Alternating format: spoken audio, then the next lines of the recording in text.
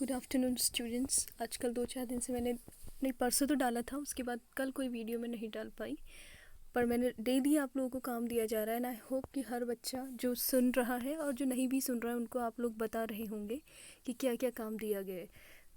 हर दिन पढ़ाई करनी है। पहले तो मैं ये कहूँगी कि आप लोग ये जो इसको आप छुट्टियाँ मत समझो। आप सबको पता है कि 4 महीने से स्कूल बंद है और पता नहीं कब तक रहेगा। और जितने भी बच्चे इन दिनों में डेली पढ़ाई कर रहे हैं वही कुछ पढ़ पाएंगे, नहीं तो बाकी लोगों की हालत क्या हो जाएगी वो खुद इस बात को समझें। तो पेरेंट्स भी घर पे बच्चों से बार बार दिन भर, क्योंकि कहीं ना कहीं जब वो स्कूल आते थे कि दिन में कितने घंटे पढ़ाई स्कूल में करते थे, घर काम करते थे। अभी सारे बच्चे फ्री हैं, तो घर पे पेरेंट्स से भी मैं यही कहूँगी, जो भी अभी फ़ोन में सुन भी रहे होंगे और जो डाउनलोड करके बच्चों को दे रहे होंगे, आप लोग भी बच्चों को पढ़ने के लिए बोलिए। तो आज मैं एक वीडियो इसमें डाल रही हूँ, वो है जैसे आप हिंदी में मुहावरे पढ़ते हैं, इंग्लिश में भी मुहावरे होते हैं, ठीक है। तो आज मैंने थोड़ा सा अलग टॉपिक लिया है, क्योंकि वैसे ये सारी चीज़ें इंग्लिश को अच्छी करने के लिए हैं। मतलब अगर आप इंग्लिश पढ़ रहे हैं, अच्छी इंग्लिश बोलना, अच्छी इंग्लिश लिखने के लिए आपको थोड़ा इडियोमेटिक एक्सप्रेशंस आने चाहिए। इनको ईडियम्स बोलते हैं, ठीक है। इंग्लिश में इनको कहते हैं, देखो, proverbs in Hindi, idioms in Hindi and English. Idioms बोलते हैं जिनको आप हिंदी में मुहावरे बोलते हो, उनको हम इंग्लिश में ईडियम्स कहते हैं। तो आज मैं कुछ बहुत ही इंटरेस्टिंग ईडियम्स के साथ यहाँ पे हूँ, सुनने में भी, और जो आपको हिंदी में आप सुनते हो उन्हीं को हम इंग्लिश में कैसे बोलते हैं वो हम यहाँ पे सीखेंगे, ठीक है। तो फर्स्ट ईडियम है हमारा, जिसको हम मुहावरा, मैंने जैसे हिंदी में जिसको मुहावरा बोलते हैं, इंग्लिश में उसे ईडियम्स बोलते हैं। तो फर्स्ट है अ फिगर अमंग साइफर्स। क्या पढ़ेंगे ये भी देख लो, इसीलिए मैं पढ़ भी रही हूँ उसे साथ में, नहीं तो मैं वैसे ही प्रिंट भेज देती। A figure among cyphers, Hindi में आप कहते हो ना अंधों में काना राजा, सुना होगा आप लोगों ने, अंधों में काना राजा। सो क्या हो जाएगा, a figure among cyphers, a figure among cipher, ठीक है। अंधों में काना राजा, फिगर अमंग साइफर क्या होता है, साइफर माने वैसे जो एक्चुअली देख ना पाए या पढ़ ना पाए किसी चीज़ को, उसे हम कहेंगे अंधों में काना राजा। Next is all is well that ends well. Hindi में सुना होगा आप लोगों ने, अंत भला तो सो भला, ये एक हिंदी का मुहावरा है। इंग्लिश में उसे कहेंगे all is well that ends well, ठीक है। नेक्स्ट है आप सुखी तो जग सुखी। इंग्लिश में कहेंगे he that is warm things all are so, he that is warm things all are so. फिर है आम से टपका खजूर में अटका, सुना होगा आपने, एक मुहावरा है। इंग्लिश में उसे कहेंगे out of the frying pan into the fire, out of the frying pan into the fire. Meaning दे ही रखी है, मतलब ये मुहावरे हैं, ये शब्दार्थ नहीं है, बल्कि मुहावरे को इंग्लिश में कैसे बोलते हैं ये हम सीख रहे हैं। फिर दूसरा है जिसे लोग कहते हैं अपने मुंह मियाँ मिट्ठू बनना, समझ में आता होगा, जिसका मतलब अपने ही मुंह से अपनी तारीफ़ें करना हिंदी में ना। इंग्लिश में उसे कहेंगे self praise is no recommendation, ठीक है। और इसी का एक दूसरा भी है blowing his own trumpet, blowing his own trumpet वो भी बोलते हैं, और self praise is no recommendation ये भी हम बोल सकते हैं। नेक्स्ट इज आगे दौड़ पीछे चौड़, हेस्ट मेक्स वेस्ट, मतलब हेस्ट मेक्स वेस्ट, या दूसरा भी होता है हरी स्पॉइल्स करी, मतलब किसी भी काम को अगर आप जल्दीबाजी में करेंगे तो वो बर्बाद हो जाएगा, कहने का मतलब ये है, ठीक है। हेस्ट माने जल्दीबाजी, मेक्स वेस्ट सारी चीज़ों को बर्बाद कर देती है, हरी स्पॉइल्स करी ये भी बोल सकते हैं। नेक्स्ट है आँख ओझल पहाड़ ओझल, मतलब जैसी आँखों से कोई चीज़ ना दिखे तभी वो गायब हो जाना, उसको हम इंग्लिश में कहेंगे out of sight out of mind, मतलब जो ना दिखे वो दिमाग से भी हट जाना। नेक्स्ट है आवश्यकता आविष्कार की जननी है, तो बहुत ही कॉमन है, लिखा भी रहता है बोर्ड्स में, necessity is the mother of invention. फिर है अंधा क्या जाने बसंत की बहार, ठीक है।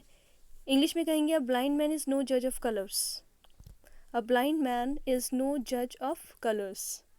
सेकेंड है अपना अपना पराया पराया, blood is thicker than water, सुना होगा ना, अपना अपना ही होता है पराया पराया ही होता है, जो एक हमारा फ्रेज़ है हिंदी में जिसे बोलते हो आप, इंग्लिश में उसे कहते हैं blood is thicker than water. Next है अच्छा वही जो अच्छा कार्य करे, मतलब वही अच्छा है जो अच्छे काम करते हैं। Handsome is that handsome does, बहुत ही अच्छा फ्रेज़ है, handsome is that handsome does. इलाज से परहेज़ अच्छा, जैसे आजकल कोरोना चल रहा है तो आप लोग देख ही रहे हैं कि आप लोगों को कितने सारे परहेज़ के बारे में बताया जा रहा है। क्योंकि इलाज तो हो ही नहीं पा रहा इसका। तो इसी के लिए अगर मैं कहूँ कि इलाज से तो परहेज़ अच्छा, तो इंग्लिश में क्या कहेंगे, prevention is better than cure.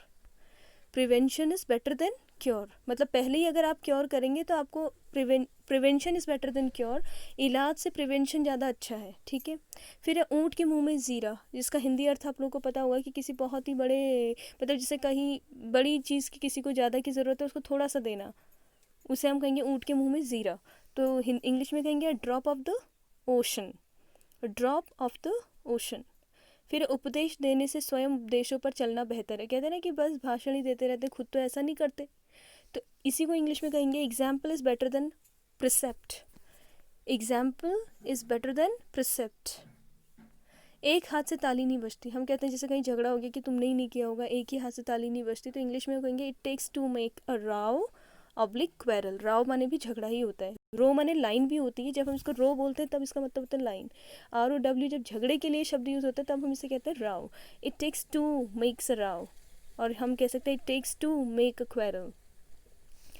एक पंथ दो काज, सुना ही होगा कि एक तीर से दो निशाने भी कहते हैं, एक पंथ दो काज भी कहते हैं। तो इसी को इंग्लिश में कहते हैं to kill two birds with one stone. यहाँ पे टू, ये जो TWO टू है, एक्चुअली रॉन्ग छपा हुआ है, रॉन्ग प्रिंट है, इसको TO वाला टू है ये। To kill two birds with one stone, मतलब दो बर्ड्स को एक स्टोन से मारना। इसका वैसा मुहावरे वाला अर्थ है कि एक पंथ दो काज, ठीक है। फिर हम, ये तो बहुत ही कॉमन है, एकता में बल, ये भी एक फ्रेज मुहावरा है। Union is strength, union is strength. फिर है एक चुप सौ सुख, मतलब एक चुप सौ सुख बहुत ही कॉमन सुना होगा आप लोगों ने। लोग कहते हैं कि जितना मुंह बंद रखोगे उतना ही ज़्यादा सुखी रहोगे, तो इंग्लिश में उसे कहेंगे silence is the best, silence is the best. फिर है एक गंदी मछली सारे तालाब को गंदा कर देती है, मतलब हम कहते हैं ना कि एक कहानी भी सुनाई है कि एक वन रॉटन एप्पल, ठीक है, स्पॉइल द होल बकेट। तो इंग्लिश में उसे कहेंगे a single sheep infects the whole flock, a single sheep infects the whole flock. एक गंदी मछली पूरे तालाब को गंदा कर देती है। ऊंची दुकान फीका पकवान, बहुत ही फेमस फ्रेज है, हिंदी में आप लोग पढ़ते भी रहते हो। इसे इंग्लिश में कहेंगे मच क्राई लिटिल वूल, मच क्राई लिटिल वूल। फिर है कर भला हो भला, अच्छा करोगे तो अच्छा ही होगा। इंग्लिश क्या हो जाएगी, गुडनेस नेवर गोज अनरिवॉर्डेड। अब यहाँ पे भी गॉडनेस नहीं है, ये गलत है, इसको सही कर लेना, GOO होगा, गुडनेस है वो, ठीक है, गॉडनेस नहीं है, गुडनेस है। Goodness never goes unrewarded. फिर नेक्स्ट है कोठी वाला रोए छप्पर वाला सोए, कोठी वाला रोए छप्पर वाला सोए, मतलब uneasy lies the head that wears the crown. कई लोग कहते हैं ना कि लोग जितने ज़्यादा अमीर होते हैं उतनी ज़्यादा टेंशन्स में रहते हैं, चैन की नींद नहीं रहती है, और देखना डिप्रेशन की सबसे ज़्यादा बीमारी अमीरों को ही होती है ना। तो उसी को लेके एक मुहावरा है कि कोठी वाला रोए छप्पर वाला सोए। इंग्लिश में उसे कहेंगे uneasy lies the head that wears the crown. Next है कुत्ते का कुत्ता बैरी, two of a trade seldom agree.